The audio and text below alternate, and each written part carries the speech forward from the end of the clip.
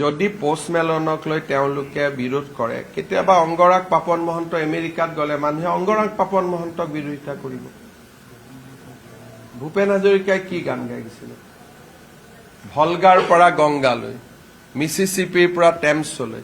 গতিকে অসমত একচাম মানুহ আছে, তেওঁলোকে হয়তো পোষ্টমেলন মানে কি নাজানেও, বিৰোধিতা কৰিব লাগে। বিৰোধিতা কৰিলে তেওঁৰ ক্ষতি হ'ব নেকি?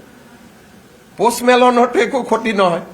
তেওঁৰ গুৱাহাটী নকৰিলে তেওঁক শ্বিলঙে লৈ যাব, শ্বিলঙে নললে তেওঁক ভূটানত লৈ যাব। ক্ষতিটো কাৰ হ'ব? গুৱাহাটীৰে হ'ব।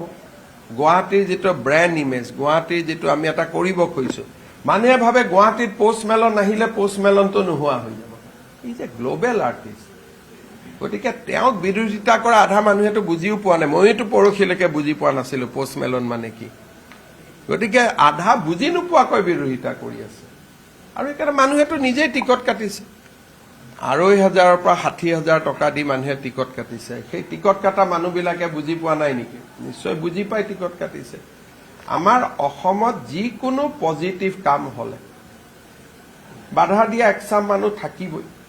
আৰু সেই চাম মানুহৰ সৈতেই যোৱা 25 বছৰ মই সংগ্ৰাম কৰি আহিছো। মেডিকেল কলেজ হ'ব নিদিয়ে, মেডিকেল কলেজ পাতিলো। ফ্লাইঅভাৰ হ'ব নিদিয়ে, ফ্লাইঅভাৰ পাতিলো। এতিয়াতো তাৰ ওপৰত মোৰ গাড়ীখনে নাযায়, সকলোৰে গাড়ী যায়। ইউনিভাৰ্চিটি পাতিব নিদিয়ে, ইউনিভাৰ্চিটি পাতিলো। গতিকে 25টা বছৰটো যুদ্ধই কৰি আছো। আৰু সেই চাম মানুহে যেতিয়া না না কয়, তেতিয়া মোৰ কুটকুটাই থাকে, কেনেকে কামটো কৰিব পাৰো, কৰিব পাৰো।